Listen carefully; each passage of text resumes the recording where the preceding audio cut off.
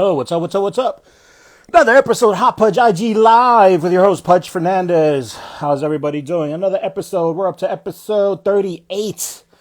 Time flies when you're in the middle of a pandemic. Season 2, Lockdown 2, episode 38. Thank you for watching. Again, if you want to see other episodes, go to Hot Pudge Sunday on my YouTube channel. Hot Pudge Sunday is my YouTube channel. I have 36 other episodes, a lot of fun guests, a lot of comedians, special guests, some military, you know how I do. And today's guest, he'll be coming up shortly. We're waiting on him. Yes, he's right here. He's ready. Oh, shit, there he is. Another very funny. Hails from Brooklyn, New York. Yes, BK in the house. Especially, I enjoy watching this guy because I knew him when he was just a little, when he was a little micer. He was just a little, he was a little cosita. He was like a little comedian, and now he's all grown up. Look at him, Justin Ramos. Está todo lindo. Look, he's all grown up. He's a big time comedian. I got 20 minutes. I got 30 minutes, don't you? Something like Yeah, man. Thank you for coming, man. Good to have you on. was good, Pudge. Thanks for having me. First of all, thank you for your patience. I was supposed to have you on like a month or two ago, Yeah, and I was having technical difficulties, and we had to reschedule. Actually, it took a hiatus, and you got a new phone because the last one sucked. you got the iPhone 12 now, right? Yeah, man, upgraded. I'm with the Johnsons now. What? My first Apple. My first Apple. Oh my God, it's my first Apple. Well, you know they say you're gonna live longer because you have Apple now, right? It's organic. Get the fuck out, really? Okay, cool, whatever, man. I'll take it. I made that up. I don't give a shit. Whatever, whatever. It just better last me 5 years because that's how I do. I keep a phone as long. I stretch that shit out. No, You might no. you might get 2 good years. Get the fuck out. Why? Every phone is like that because if you think about it, a new phone comes out every year. Yeah, yeah. Get updates, what, every other month, and it's gonna slow your phone down, slow it down, and slow it down. And your phone's gonna be full retard by the time the next phone comes out. You know what? I've heard that all those updates is nothing but slowing your phone down intentionally. So you think you need. It goes back to a story I heard years ago about batteries.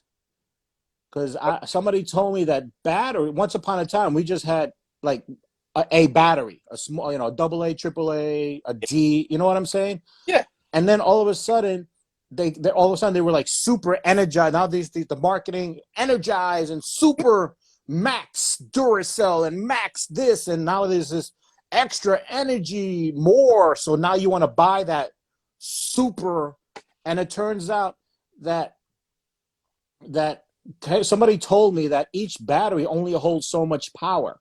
There's no way. It's like trying to put a gallon and a half of milk into a gallon of milk. You can't. Do you It put only. this? Do you still Huh? put your batteries that are dead? Do you still put them in the freezer like back in the days? I haven't done that. No, I remember that though. Yes, back in the day. Yeah, because we shortcuts. Yeah, some shit. I don't know Yeah, if that worked. We just did. it used to work. But I don't that battery story, know, it but did. in the 90s, But it reminds me of the battery story because what happened, the end game was, so because they made this super energized new battery that supposedly lasted longer, they yeah. still sold the original, so they put less energy in the original, and Hmm. and the newer one was the, you know what I'm saying? So it's a manipulation to make people think that this one's longer. No, they just made the original one lesser. They only Yeah. filled it up halfway, and you're buying either or, and the system wins. So that's what it feels like with these iPhones and all Androids, all phones. That it's rigged, is what I'm saying. Yeah, it's all bullshit. Yeah, it's all bullshit. So, oh my God. So, fuck. I didn't. I thought because I never bought a phone more than $300 tops. Yeah. Tops. I don't believe in that. Not then, but now I just dropped 800 and change in this bitch, and I'm You know, maxing it. have you ever seen the meme every time the new iPhone comes out? They use the clip from one of George Lopez's specials, and it shows at the bottom will have the new phone, and then above is the video of him going, "It's the same shit." Shit. Okay. Yeah. Yeah. It really, all it is you getting more memory, a newer camera, and that's it. That's really all it is. That was my thought process. That was my thought. Babe, oh, by the way, you want to raise your camera because I don't see your forehead.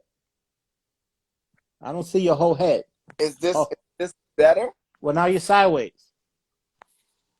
I know. Now you're sideways. You're sideways. I want to see the whole head. Yeah, look at that head. I want to see that whole head. Oh, put it back down. Put it back down. That's too much head. No, let me stop. I got a big ass dome. Yeah, you're getting up there. You're getting up there. You're older. How old are you? 34. Okay, how old were you when you started? 24. So you 10 years. Yeah. Wow. Okay, I'm 15. I just turned 15, I believe. Yep. Because I Wow. started, you was like, "Oh, this is how old I am," and you walked me. You like I came to the Laugh Lounge where we Okay. met, and you were pointing at different people. This person is 7. This person is 5. This person so and you were like, you're not even here. You like a month. Did I give it to you hard? Was I mean? No. Oh, okay, okay. I don't remember ever being mean. Nope. Okay. I like schooling. I like teaching. I like sharing. I don't. You know what I'm saying? I don't like coming off too mean. You put me on a reading list when you first met me. Oh, let me guess. The Bible. Comedy Bible, Comedy Bible. Born Standing Up. Yeah. Steve Martin. Yeah. Yeah, Steve Martin. And there was one other book I can't remember right now. Okay. All right. Maybe it was I Killed, but I don't know. Okay. Yeah. Which you know how many years it took me to find that book? Yeah, that was the third book you told me to read. I Killed. It took me like maybe 5 years to find that book because it was out of print. Really. Oh shit. Then maybe our copies might be worth something. Maybe. Yeah, I got it. I think I got it from Strand finally. Strand had it, and I just was able to pick it up. But it took me a long time to find it. Cool. Well, welcome to the senior circuit. The season circuit, 10 years. Let me ask you something. Like I said, I try to be friendly. I give her. If a comic came up to you and said, "I got 20 minutes," but they also tell you follow up with, "I've only been doing comedy for 2 years." What would be your response? You got 5 minutes. Okay, yeah. Okay, so it's not me. No, I know for sure that they have 5 minutes. Right, but it's not me. You know, yeah. That's what I'm saying. We know, and you know now. Nope.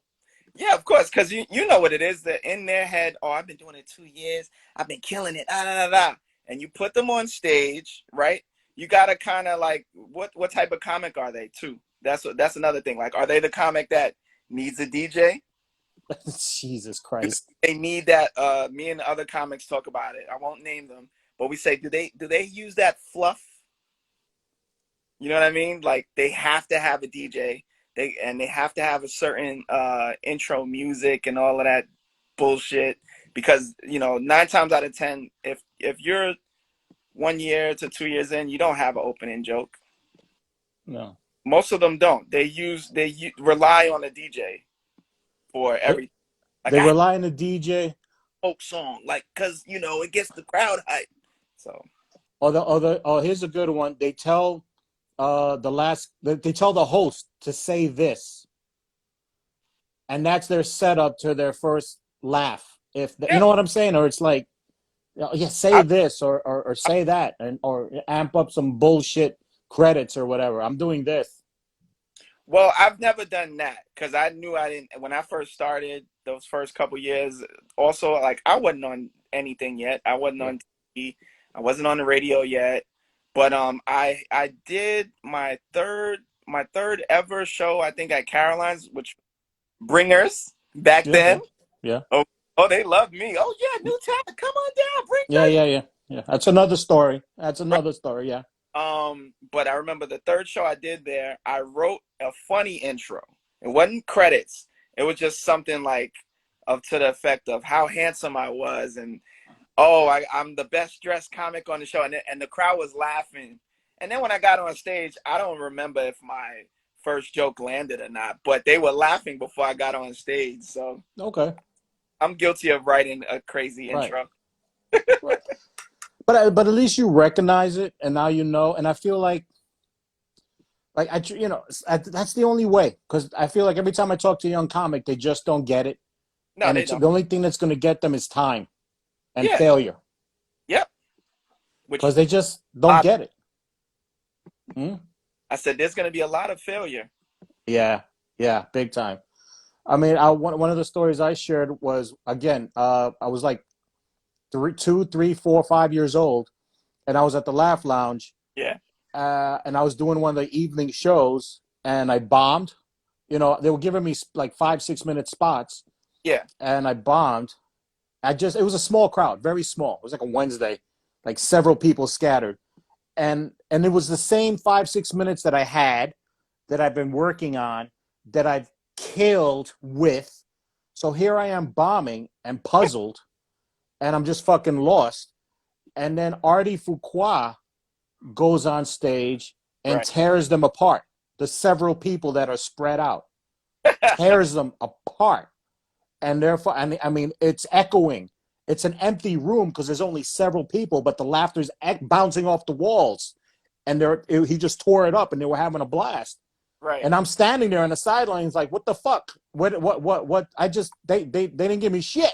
No. What Yeah. did I do? I've been I've been in situations like that. I've been at shows that was so bad, right? And it's to be like a hood show somewhere in Yeah. Queens, and everybody's dying on stage. I die on stage, and you looking for the host, like, damn, can someone give me the light? And then they called like Smokey Suarez on stage, and it's like, did we all just perform? Because the reactions we got were horrible. Smokey goes up, and it's like you were at a fucking special. You're like, yo, what the fuck is going on? Everybody's like, they laughing, and like, it's crazy how some It's people just do that. They just know. And sometimes you learn by watching and you figure it out. Sometimes that the thing with Artie Fuqua that night, because he saw my face when he came off the stage. I guess he recognized the puzzled, Yeah, yeah, you yeah, know, fucking kid. And he just said to me, sometimes the audience just wants to be talked to. yeah, I didn't get it though. yeah. He told me that. I'm like, what the fuck are you talking about? I have in my head, I'm like, but I just delivered this tight material. I Right. just delivered these tight jokes. What are you talking? I didn't get it. It was like this, but it stayed with me, and eventually I got it. Yeah, some people don't know how to go off script. That's what it is. Some people are just like, I need to do this joke Yeah, here, and here. And then if something like that happens, or you get a heckler, or just something throws you off, some people just freeze and they don't know what to do. it's the little nuances. It's being able to go off script, change gears, and like Artie told me that night, talk to them, Hmm. open up the conversation, be intimate. Yeah, When you have a smaller crowd, that's your opportunity to say, "Hey, how are intimacy?" right. And then you start, you either find something funny or you might find a segue for your material. Yeah, But it's all. I mean, there's so much there. But yeah, there's so much to learn. yep, that's true. And then when you do the shows like you said with Smokey, where everybody bombs, I used to produce a show like that. They always had a crowd. It was a bunch of college kids. They were too young to drink, so they were all hookah. There was the hookah crowd, so they were cool. They're in college, so they're cooler than the high school kids, but Yeah. they weren't old enough to drink, and they were chatterboxes. And a lot of us were dying. We were all dying. Huh? What place was it? Bungalow Lounge. Bungalow Lounge? No, no. Hookah. It's a hookah. It was a hookah by St. John's University. It Oh, was by St. John's University. Was it Bungalow Lounge? No, not Bungalow Lounge. That's yeah, Buffalo. Astoria. That was Astoria. That was Aldo's. Yeah, I forgot. I forgot the name, but it was a hookah lounge, and we'd all be dying. I mean, I was hosting, and I didn't do well. I bring up three friends; they didn't do well, and then I always had a closer, and all of a sudden, just like that, it was like, what the fuck? yep. And what was crazy, and I tell you, I was Layla Lounge, Layla Late. Lounge, Layla Lounge. Yeah, that was years ago when probably my fourth or fifth year. Yeah, And what was crazy is I was so frustrated by that place. I mean, I was pulling my hair out because I mean, I wasn't getting anywhere as far as comedy. right. It was frustrating, Everybody else, it was 50-50 with the comics. Some did well, some didn't, some Yeah. barely, some, it was just, but then I just saw a pattern. All the closers that I booked, 98% pulled it out. Right. 98% pulled it out. So I'm like, it sucks for me, but there's something there. Yeah. And I wanted to quit that place so badly. I hated it.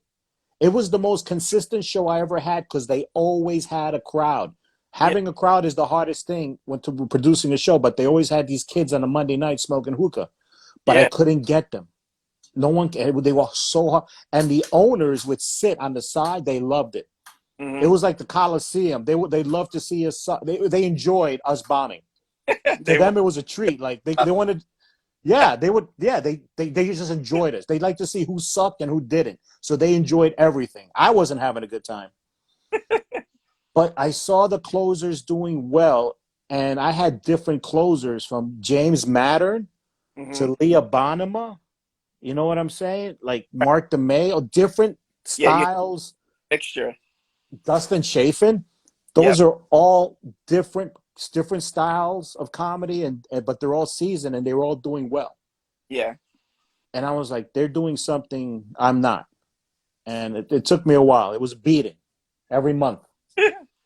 he was he was bruised and battered every week. Yeah, it was a monthly show. It was once a month, but I would dread doing it. But eventually, yeah, Yeah.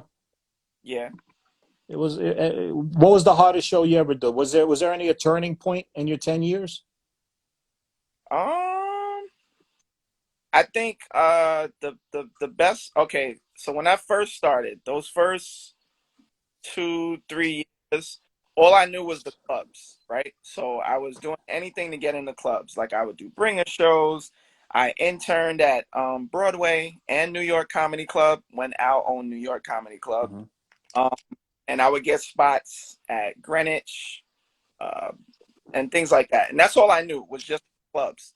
And then somewhere in 20, the end of 2012, beginning of 2013, I met I met some people through Tino, right? Because Tino had, Esteban. yeah, Esteban Cremero. Yeah, Everybody loves Tino. yeah, everybody loves Tino. I knew Tino from year one because I would do a lot of the mics around the city. And when I, Everybody knew Tino from year yeah, one. I knew Tino from my year one. everyone That's did that. yeah, Yeah, yeah. everyone did that. Even like you mentioned Mark DeMeo, he told me, he was like, oh, he just was like something about, he meant we were talking about Tino. He goes, oh, I remember when he used to go by another stage name and whatever. But because of Tino, I got connected with like host of the Black comedy circuit. Mm-hmm. And that to me was like that was the turning point because I started to learn, like, I knew there was another circuit, Yeah, but I didn't know how to get into it. All I knew was just the club, and you right. got the alt shows at the Creek and Cave and stuff like Yeah. that. But So once introduced me to like Marlon Randolph, that was it. Like I just from there I met Smokey, I met Damon Rozier, I met all these people, and it helped me because I started getting out of town shows, and I bombed a lot in the beginning yeah, yeah, because I didn't know how to adjust to a Black audience, even though I'm a Black and Spanish comedian person, yeah, right? yeah. And I have material for a Puerto Rican crowd and a Black crowd, whatever. All I knew was the clubs. So when I first started going there, I'm doing all the stuff I learned to do from the comedy clubs, and it's just doing bad. It's just like, It's an adjustment. yeah, Same story. Mostly clubs, open mics, mm-hmm, and when I did and this particular one, rest in peace, Kenny Ortega. yep, I did a show with him in New Jersey in a Colombian restaurant. I was like, oh, cool, Colombian restaurant. I'm Colombian. What? The family. I'm like, okay, I'm in there. And it was huge crowd, nice big stage and everything. Kenny went up there and he killed it. He was hosting. I went up there. Mm, mm, he said, mm, It was like right off the bat. that, Mm. And and I realized, yeah, like you said, yeah, we're you're black Latino, I'm Latino. That it may be our people, Yep. but we don't know how to do our thing, you know, on stage for them. Yeah. And looking back, the material actually would have been fine. Right. It was I didn't know how to open that door or how to because you open it differently than you do a comedy club. Yeah. Of course. You just maybe I would have done crowd work or a little, I would have jumped off.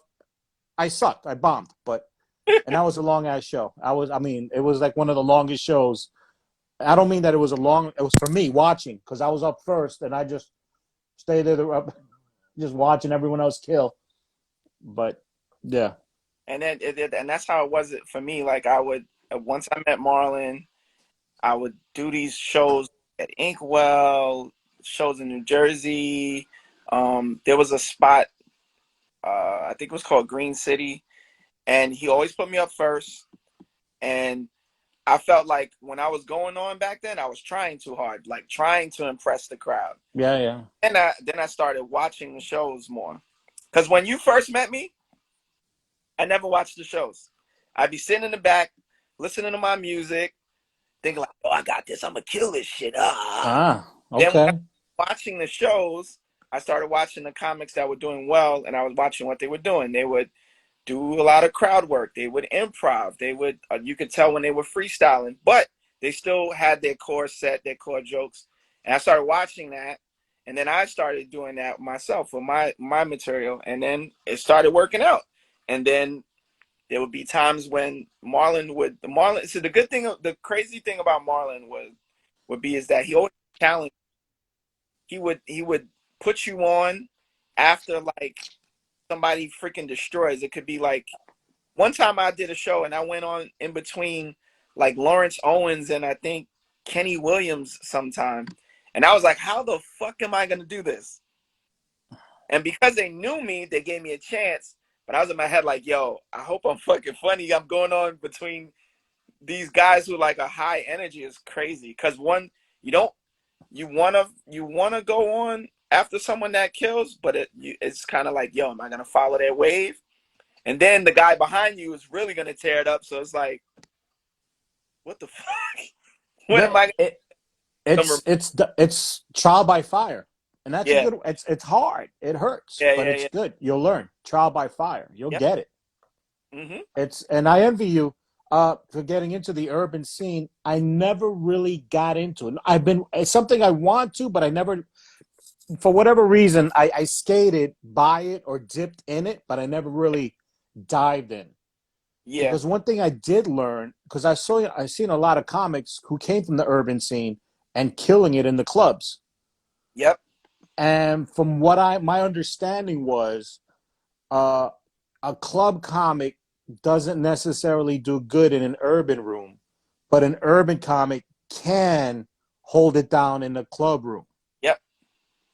And an alt comic can't do either, or something. This is what I heard. They were being That, mean to the.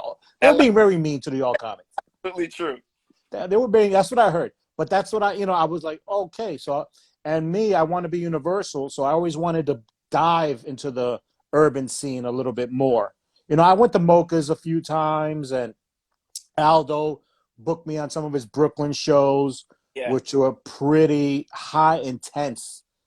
And I barely it's like holy shit. It's like whoa, like I barely got a C minus this one time.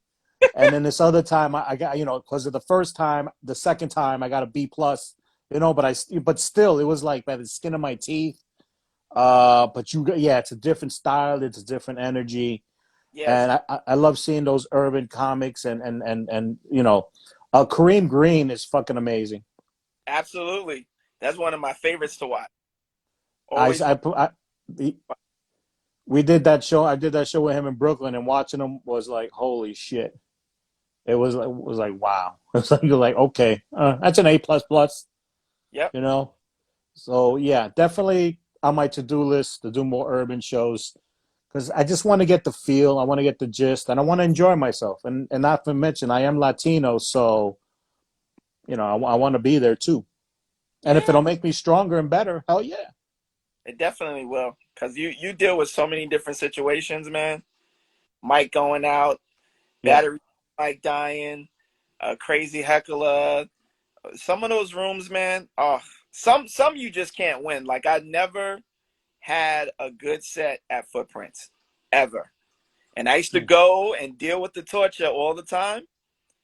But I like that's the one room I've never won in ever. The only thing I won was that free Rasta pasta after I got off stage.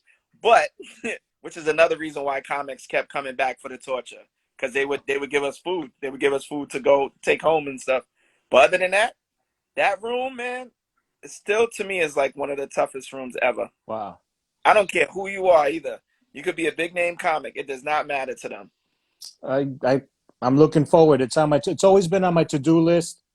And I'm looking forward after this COVID thing is over, because I definitely I want to improve. Yeah. You know, and speaking of improving, like, ain't none of us improving right now, unless you are. Are you? Because I got shit. I'm busy, man. I've been working, and then when I do have shows, like I try and get prepped for them as much as I could. But it's a different time. It's not like before where you could be like, yo, I got the show coming up. I need to get on here at this spot before I do the show at 8 o'clock. Or if you don't have a show that night, the night that you have a show, if you don't have a spot to go to before you get there, you could have gone to do a show the day before and the day before that and the day before that. But it's not like that now. All That these whole prep is gone. on, but they're so spaced out. It's like comedy feels like it's not consistent right now. That's It's that's what happened to me over the summer.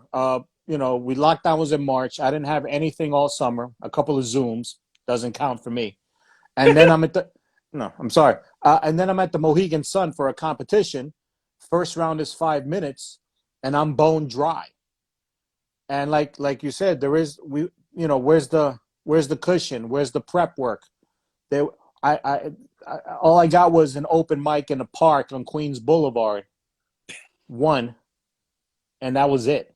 And yeah, this is for 5 minutes. It shouldn't have been as stressful as it was. yeah, I shouldn't have been as scared as I was for 5 minutes. It should have been like, oh, the show's on Wednesday, Monday and Tuesday. I'm warming up.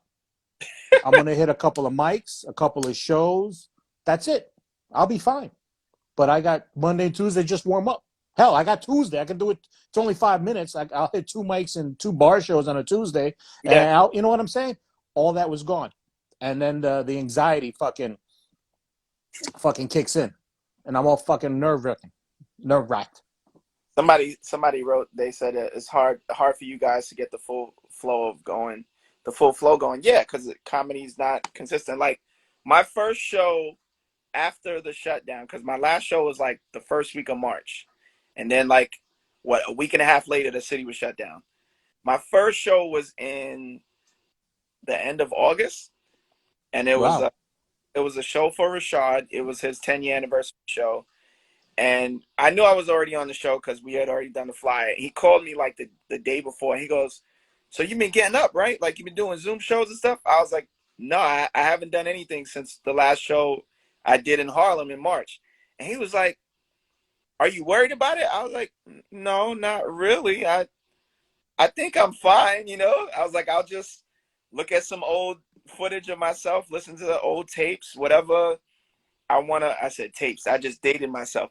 Listen to old voice memos, Mm-hmm. Mm-hmm. right?" Well, you're younger. Yeah. Yeah, but when I say tapes, people look at me like I'm crazy. But yeah, and I just whatever I had written down that I wanted to do on stage, I would try it out and whatever. And the night of that show, I did fine. I was Okay. surprised myself because Okay. he do I think 15 minutes before him. Oh wow. Okay. I And you was came fine. out the gate. Yeah, I was fine. I was shocked. Like I even got a chance to open with my new stuff because, like we said before, sometimes people just want to be talked to. So that's Yeah. what I did. And I kept it real. I said what I was doing the last 7 months and Yeah. how my because we're in each other's face every day, and Yeah. You I'm had to call out. Corona is the biggest elephant in the room. yeah. You had to call it out. Yeah. So I was fine. You Okay. know, other shows I did this fall, they were all pretty good. So I think this year I think a lot of comics are in their heads.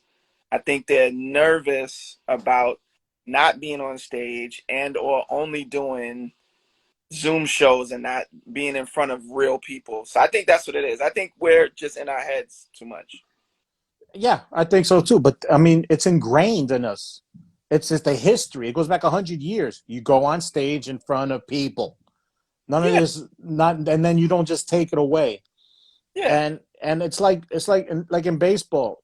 They can make $10 million a year and hit 50 home runs, but before every game, their batting practice is warming up. So it's like they took our warmth away. We always had something to fall back on, and they just took it all away. Yeah, some of us adapted and some of us didn't, and some of us are still. I don't know. I'm somewhere in the middle, I guess. But now it's all we're here. We are in the second lockdown, and it's all gone again, and it's even worse than before because at least before we fell back to the rooftops and the parks yeah. and a couple of secret shows. But now with the cold weather, we It's, lost that too. so and yo, some of these shows are still gonna keep going. Some of There's going them, to be secret shows. Yeah, there's going yeah, to be some secret shows. yep. Now, are you worried though? How have you felt about going to these shows with the whole Corona thing? And are you worried or concerned about your health? Yeah, of course. I mean, I just keep my mask on. Like you see all these pictures with comics we know taking pictures with their masks off. I did that like twice, and then I never did it again. Okay. Shows I go to now, all my pictures, I might be right next to the person, but my mask is up as high as possible. I'm of course I'm worried, Yeah. but so when I get in the house, I take all of my stuff. I drink my emergency. I put Okay. in a bottle like this or a cup. I drink special coconut milk with cayenne pepper and other spices. So I do a lot of stuff when I come home. All right. All right. Cool. Yeah, because I'm concerned. Well, I'm especially concerned because I'm on the hit list. I'm on the Corona hit list. I have pre-existing conditions. I got 3 out of 4. Wow. Asthmatic, pre-diabetic, and high blood pressure. The Oh, only thing I don't have is elderly, but but that's coming soon. oh yeah, it's coming soon. Yeah. So I lost 30 pounds, so I'm on a health kick. Like you know what I'm saying? Yeah, that's And I'm trying to beat it that way, but it is a concern, and it gets on my nerves because my energy is to dive and to jump and to go perform, but then I always get spooked because it's always in your face with these people dying, and then you hear about comedians passing away, and it's like this emotional, a whole different emotional roller coaster, and I'm practically happy that we're shut down because I don't have to think about it anymore. yeah, yeah. And even when I was doing shows, like I would space them out. So like I know comics that are still able to do stuff at night. I can't do it. I Yeah, have they have to be like, all right, one week I had a show on a Saturday, then the next one was a Wednesday, the next one was a Friday. That's fine. But to be doing it every night, I see some of these guys, their list of shows, and they're doing like 5 shows a night, and I'm like, yo, you guys are risking it all, man. I hope I hope y'all getting compensated for yeah, shows type of because right. So you have see, it's like we all have our boundaries. We all have our limits. yeah, We're all like, the outdoors. I think we're all comfortable with because it's outdoors and shit. But once you go indoors, it's a little, eh. But yeah, I don't know. But like I said, you know what? I'm pretty happy that there's a shutdown because now I don't have to think about it. Now I'm just focused on the internal, the technology game, yeah. and that's what I've been working on since the beginning and continue. Yeah, see, you got your little background now. Snap. You're all professional and shit, Pudge. Oh shit. From It's the car to the back wall. you like yeah, and I tell people it's backwards. It's printed backwards when but so it'll look right. Yeah, it's I've been learning a lot. Talk about failing. I'm not good with the technology. I've been failing, but I'm learning, and this so far, not bad, doing pretty good. And hopefully, I'm working on putting together a couple of podcasts for next year. Yeah, you should, man. Yeah. Fun. Podcasts are This fun. is this is what this is. It's practice. Yeah. I'm practicing. This is my podcast open mic season. It's practice. So I'm hoping. Let's see. I have I have two ideas. One's kind of, let's say, for regular everyday people, and one's going to be military based. So I want to try to run two podcasts. It's just trying to figure out the video part of it because I don't know where or to record and all. I got to learn all that editing shit. Pudge, you in the military? Yeah, man. I never knew that. What branch? What were you in? Army, 8 years. Mother, my mom was Huh? in. Your mother Hmm? was in the army. Yeah, you wrote that in a picture, and Oh I'm yeah. like, that's why you're squared away. Yes, yes, That's why yes. you're squared away because your mom. I was like, yeah, I tagged in there. My grandfather was in the right. Air Force and so on. So Eh, pretty much Well, every except for like Coast Guard. oh shit. Okay. I What have what what'd your mom do? I think she was a medic, I think. What years? Before I was Like, born. Oh, oh, okay, early 80s. okay. So she I was probably she like a regular enlisted for like 3, 4, 5 years and yeah, back then that's okay, what yeah, same thing. yeah. I did eight. I was in the infantry Oh, and I did 4 years active duty, based in Fort Hood, Texas, with the First Cavalry Division, yeah. and then I came home and I did 4 years in the National Guard. Wow. So Yeah, and I've been I to Fort Hood before. huh? I said I've been to Fort Hood before. Oh, get the fuck out! Really? Okay. I have family that live my family lives in Killeen, Texas, Killeen. Yeah. San Antonio. So that's where my mother was stationed, San Antonio. Okay. Yeah, Killeen. That's right outside. I live there too. It's Yeah. right outside Fort Hood. Yep. Yep. That's the city of Killeen. Yep. Yep. Yep. I I'm sorry. Yeah.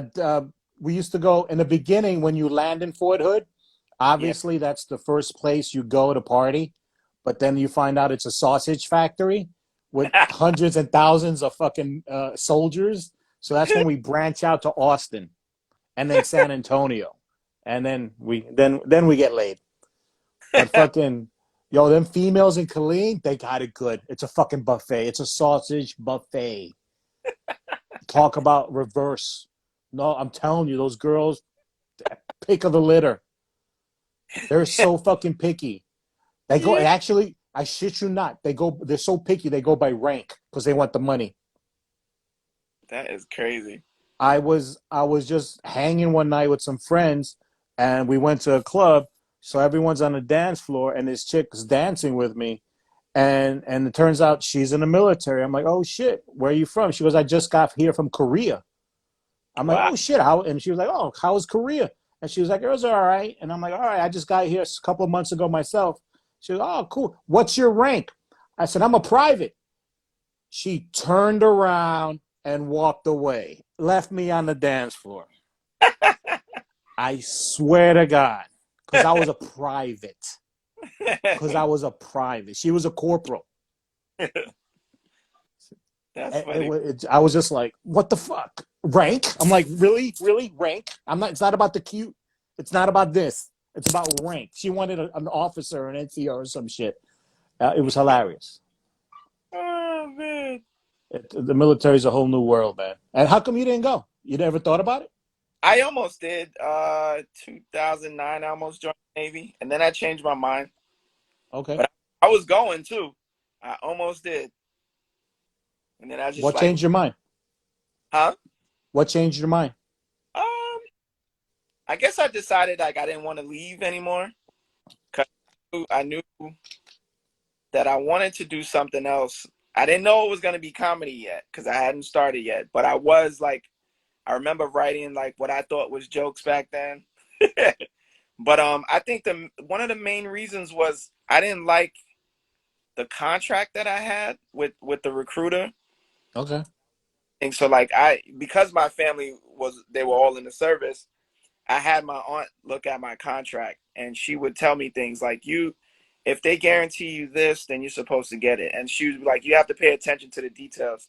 So when she told me that I could cancel my contract without going to basic training, and that could just be like, going anymore, I'm canceling my contract. I thought long about it, and then I just decided to do it. And I remember I called the recruiter's office, and I spoke to whoever was in charge, and I said, hey, listen, I'm canceling my contract. And the guy was like, you can't do that. I said, yeah, I can, because my swearing doesn't count until after basic training. And he got quiet because he didn't know that I knew that. Because everyone thinks when you go to Fort Hamilton, once you swear in, you're in. And it's psychological. Yeah. Yeah. It's just, it's like a practice run. Yeah, it's like a practice run. I changed my mind, and I decided. What was it about the contract that you didn't like? Or what was it that they promised or didn't promise? I think it was, they told me, I'm looking to my co-host to the left. Didn't they tell me that I couldn't? Back then when I almost, I'm sorry. Back then when I almost went to the Navy, I canceled it because they told me I couldn't get married, right? It was something to that effect. They tried to tell you that you couldn't get married until after basic training. Yes. And we had already had our wedding set up. Exactly. For 2010. That's what it was. They said I couldn't get married until after basic training. And we already had everything set up to get married. And I think that was part of it. But there were other things, though. That's some lazy shit. Yeah. That's just, I think that's a lazy recruiter. They didn't want to do paperwork. Yeah, no, they just wanted me out. Yeah, because... we got another one. Yeah, because it's like selling cars. Every month there's a quota. They have a quota, and you were his quota. He didn't want to delay you. You could have got married and then go in. Right. So, see, one of my friends just said, see, that's a lie. Because they know it's true. Like, they just wanted me in and out. Yeah. Yeah, no. It's hilarious because, it's just, here's the thing. They say, recruiters lie. They do not lie. No, well, here it is. The funny, because they don't lie. They just don't tell you the whole truth. Yeah, that's you know what I'm saying? Like, the funniest shit was, okay, like for me, I got taken a little bit. Like, I was easy. I walked in and I said infantry. Do you have infantry for 2? Because I saw Rambo and Platoon and all Full Metal Jacket. So that's what I knew already, because I was young, dumb, and stupid like that. And his eyes lit up because he knew, this kid, thank you. I was a blessing. He loved me. Yeah, infantry for 2. Come on in. Welcome. So no, it was good. I wanted infantry, and I got infantry. Yeah. Here's what happens, because I didn't know. So I got to Fort Benning, Georgia, School of the Infantry, and they told me, you're 11 Mike. I'm like, what's 11 Mike? Mechanized infantry. I'm like, what's mechanized infantry? Oh, you're attached to a Bradley. What's a Bradley? Oh, it's a fighting vehicle. I'm like, what the fuck is all this? I wasn't, I want the platoon. There was no vehicles. I want platoon. I want Full Metal Jacket. And what I didn't know was, I asked for infantry and I got infantry. So they didn't lie, but I didn't know, or they didn't break it down, that there was different type. There was like mortars, straight leg, which is what I should have wanted, platoon, straight leg, mechanized infantry. Then you got airborne infantry. You know what I'm saying? Yeah. So I got put into something I didn't know, mechanized. And then I also remember about airborne school. I forgot to request it because I wanted to jump out of a plane. Right. And my recruiter was like, oh, don't worry about it. When you get to your duty station, just request it and you'll get it. So I get to Fort Hood, Texas, and I requested to my, one of my sergeants, and he's like, no. He goes, you see that Bradley fighting vehicle? It goes, if that vehicle doesn't jump out of a plane, neither do you. We're mechanized. And that was it. That was my request. Again, he didn't lie. He said I can request it, and I did. I just got denied. So I spent 4 years mechanized infantry, riding in the back mostly of this Bradley fighting vehicle. Wasn't too bad, but it wasn't what I wanted. But you know what I'm saying. But yeah, that's my story. Yeah. And in basic training, when you meet all the other soldiers in your platoon, everybody got robbed. According, because one soldier got a bonus. Well, how'd you get the bonus? One soldier knew where he was going. How do you know where you're going? One soldier got more rank. How'd you get? So every recruiter was cutting different deals with different people, but not everybody knew about it, so not everybody got it. Now we're in basic training, meeting each other, and we're like, well, how did you get that? How'd you get that? What the fuck? I didn't know about that. Hey, I got fucking screwed. How come you got more college money? How come I got a bonus? How come you didn't get a bonus? It was nuts. Yeah, and see, yeah, that was what it was for me too. Like with the college money, and I think the job that they gave me was I was supposed to be a boatswain mate, which means I would have been painting the damn ship. Yeah, painting the ship, getting my little paint chipper, and doing all, that's what I would have been doing in the freezing cold. Wow. It would have. How many years were you supposed to go for? I think it was 4 at the time. Yeah, at the Yeah. time. Just out of curiosity, did they tell you that's an 8-year contract? No, back then it wasn't. No, back then it was. It's always been. They said that to me. Yeah, I know. They forget. They fail to mention that back part. You see, they would have got me. I'd have been there for 8 years. No, no, no, no, no. What happens is, everybody has an 8-year contract. You Okay. signed up for 4, right? Yeah. So you sign up for 4. You do your 4. Once you're done with your 4, now you have 3 options. You can stay in and continue. You can go reserves, reserves, part-time, Yeah. or you can do nothing and be on your couch. Fort couch, they call it. But while you're on your couch and you're out, you're still you have that 4 years left, like on standby as an emergency.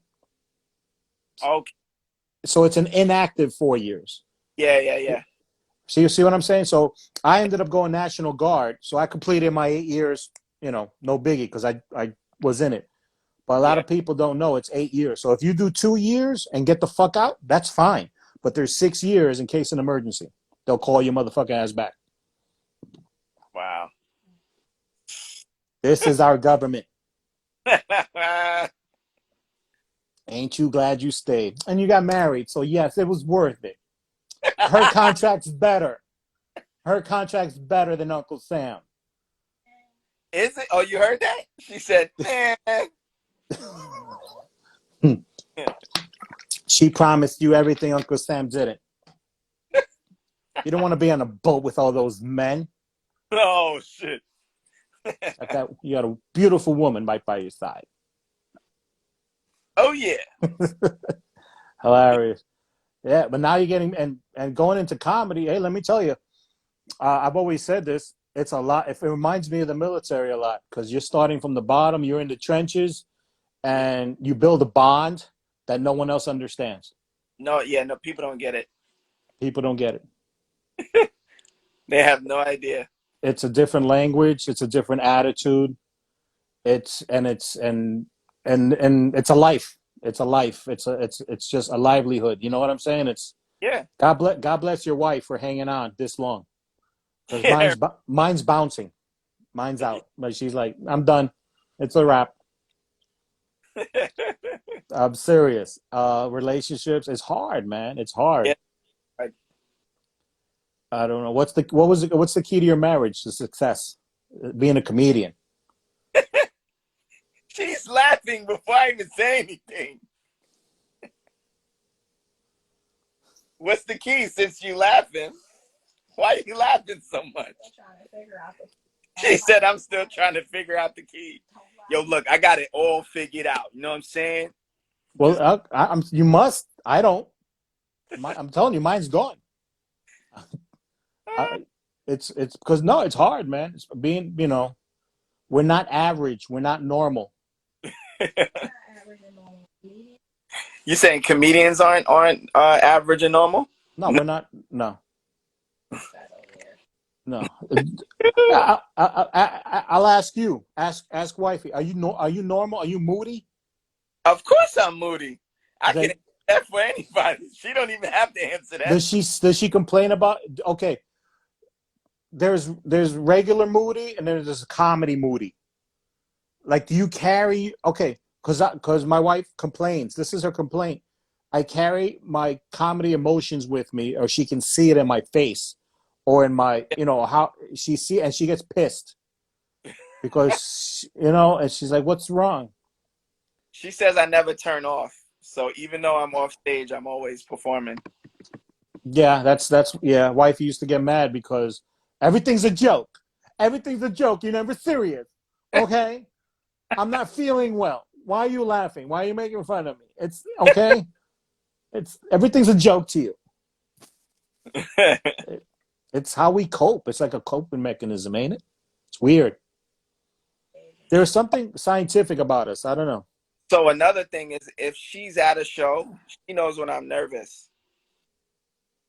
The crowd might not know it, but she does. So like, I think one time when I was hosting a show, I come off stage and she goes like this to me to come to the back of the showroom, and she's like, "What are you doing up there? You nervous?" And I was like, "Yeah, a little bit." She goes, "Yeah, I could tell. Like, stop. Just go up there and be yourself." And then like I had like a really good show after that. So even though the crowd was laughing and they didn't know that I was nervous, she knew because she could tell. She could tell by, I guess, what was my rhythm. Well, God bless her for being in your corner and seeing something like that and turning it around. Yeah. See, she sounds like a team player. That's good. Said she's in your world. No, I'm serious. That sounds funny, but Yeah. she's part of your world as far as the comedy world. Mine had once. She's ex-nay. She's like nothing. It's different. It's weird. It's a whole other episode. Also, right now, the secret to keeping the marriage, even though you're a comic, you just take out the trash, wash the dishes. I do dishes. I do dishes. I I'm, cook. I cooked today. Why? that's not a lie. That's the truth. I did this I don't know. There's something that you're doing something else. I don't know. Figure it out because there's a lot of us hurting. I know I'm going to be hurting. Yeah, Anyway, going through it right now. yeah, especially with the lockdown. Well, listen, we got a few minutes left. What's going to happen? When are we coming out of this? And what's going to be there for you on the other side? When are we coming out of this? Yeah, when are we coming out? What's your prediction?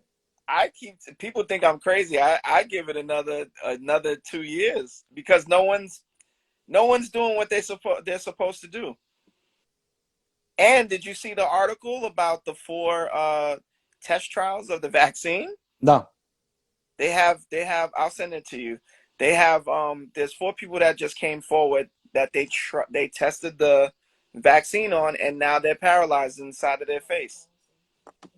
Wow. Bell's palsy is what it caused them to have. I just had it. I had Bell's palsy in February. Wow.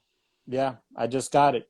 So my lockdown started before the official lockdown. And by the time I got back, I was ready to go, lockdown. But I know what that feels like. It's not cool. Crazy. So how are you going to keep yourself busy? I guess, well, I'm working, so that's keeping me busy during the day. But I guess I'll just maybe try a Zoom show. I've been running from it this whole time, but I might not have a choice. I might just have to buckle down and do it. Everybody's different. I cast, for sure. Yeah, everybody's different. I mean, I'm doing one because they hired me. Who knows? You might like it. Somebody wrote. Or Pornhub, yes. Yeah. I know. Somebody wrote Pornhub. Thank you, J Jam Dreams 87. Wow, Pornhub. I don't think your wife's gonna like that one, but I'll consider it. I'll give it a shot. You don't mind Pornhub, right? Times are tough. that you're going to be on Pornhub? No, I'm not going to be on Pornhub. What about Pornhub? That you watch it? Yeah. No, she don't know. All right, never mind. Time to go. It's a wrap. Justin Ramos, thank you. Thank you and the missus. Thank you and the missus for coming on. Hot Pudge IG Live. No, it doesn't bother me. Like, I feel like Oh, she's talking. I can hear her in the background. Anyway, we got 2 minutes left. Let's wrap it up. Justin Ramos, thank you. Hot Pudge IG Live. I'll definitely have you back in the future, man. Yes, have me back, and I'll have you on my podcast. Possible. Thank you, and let all your family know. Have a Merry COVID Christmas. God bless. Stay safe. Happy Hanukkah Kwanzaa.